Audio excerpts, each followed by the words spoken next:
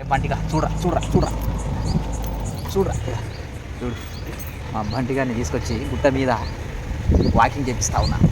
గుట్ట మీద దిగి ఎక్కడానికి భయపడుతుంది. ఆ చెట్టు గాలికి ఊగినా కూడా చల్లని వరుకుతాను. ఎందుకంటే మనుషుల మధ్య పెరిగింది కదా, ఊకే గేట్ లోపల పెరిగింది.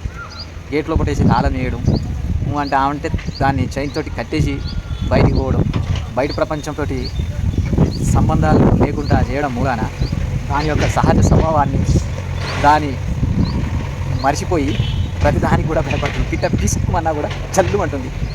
వేరే కుక్కలు వస్తే నా కాలసందులో కుక్కొస్తుంది, పక్క పిల్లలు వచ్చినా కూడా భయపడుతుంది. అట్లా ఉంది. ఈ గుట్ట ఎక్కి దిగడానికి కూడా భయపడుతుంది.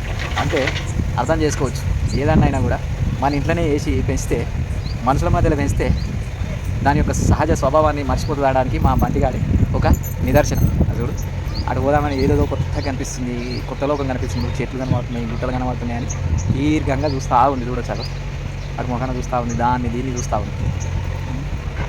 మనము సింహాన్ని సర్కస్ వాళ్ళకు చిన్న పిల్లప్పుడు అప్పచెప్తే దాన్ని పెంచి పెద్ద చేసి దానికి సర్కస్ నేర్పించి ఎట్లా ఆడమంటే అట్లా ఆడుతుంది.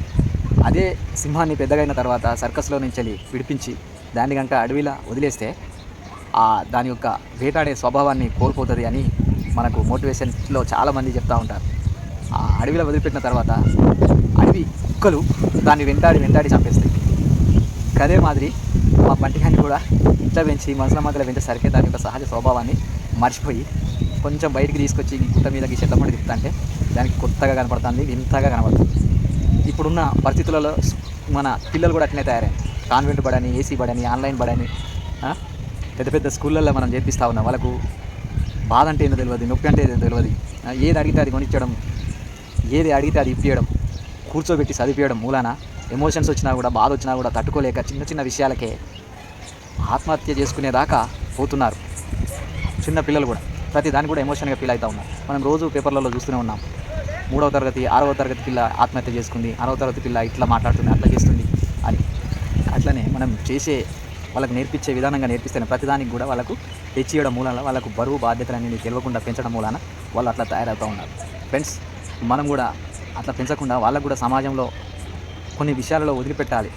పిల్లలతోటి ఆడుకోవడానికి వదిలిపెట్టినప్పుడు అక్కడ కొన్ని విషయాలు నేర్చుకుంటాడు. అక్కడ వాళ్ళు తిట్టుకోవడం, కొట్టుకోవడం, ఎమోషన్గా మాట్లాడుకోవడం అనేది జరుగుతూ ఉంటుంది.